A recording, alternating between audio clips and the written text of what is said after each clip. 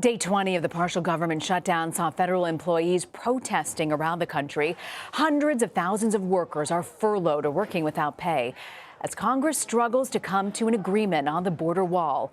The workers will not get paid on Friday and are demanding the shutdown be resolved immediately. Meanwhile, President Trump visited the southern border in Mission, Texas, to push for his border wall. Democrats have refused to fund the project, so the president says he's considering declaring a national emergency in order to divert funds to build it. Today, he was asked how much longer the shutdown will continue. I don't know. That I can't tell you. All I can tell you is that I feel very badly for people that have family members that have been killed that should have never happened. Okay, those are the people I'm thinking most about. They need more than anything is the barrier, the wall, call it whatever you want. Whether it's steel or concrete, you don't care. We need a barrier. I want to bring in our Leslie Sanchez, CBSN political contributor, who's joining us as well. Leslie, what do you make of what we've heard from the president?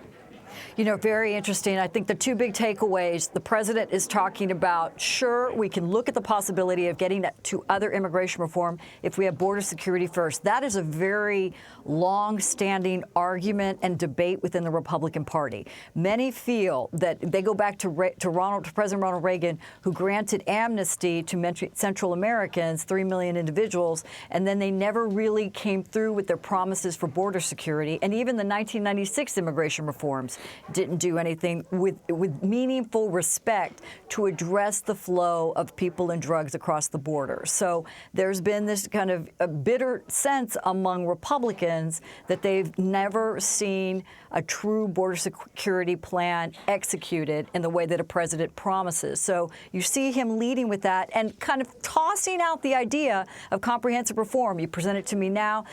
It's consistent with the Republican argument, but what's different, Rena, is it may actually happen. This may actually be what makes you so confident, Leslie? Because there was never an appetite for any of those comprehensive reforms. You did not have, you'd have to go back to President George W. Bush pre-9/11 before you had conversations about having anything done for the Dreamers. There were conversations that were happening in early 2000, you know, before anybody ever thought that this was going to escalate to such a bigger issue. These are long-standing challenges. And for the president to be on the border talking about, let's find a pathway for Dreamers, let's look at some larger issues. I don't think it would be pathway to citizenship, but perhaps legalization, more legalization of some of the millions of individuals who are here with certain penalties. These were conversations that Senator John McCain, the late McCain, was trying to have back in the 90s and in the early 2000s, and they never went anywhere within the Republican Party because of the Freedom Caucus and some of the conservatives to the right. For the reasons he's talking about today, they didn't feel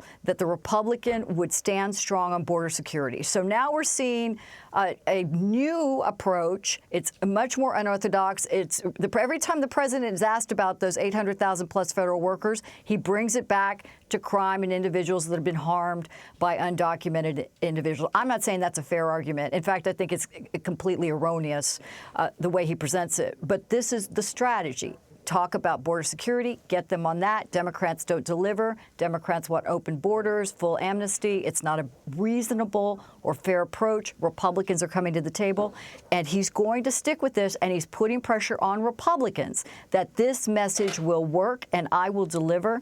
And that's what's different about this new environment we have on the border today. Our Leslie Sanchez coming to us from our Washington bureau. Leslie, thank you very much. Certainly.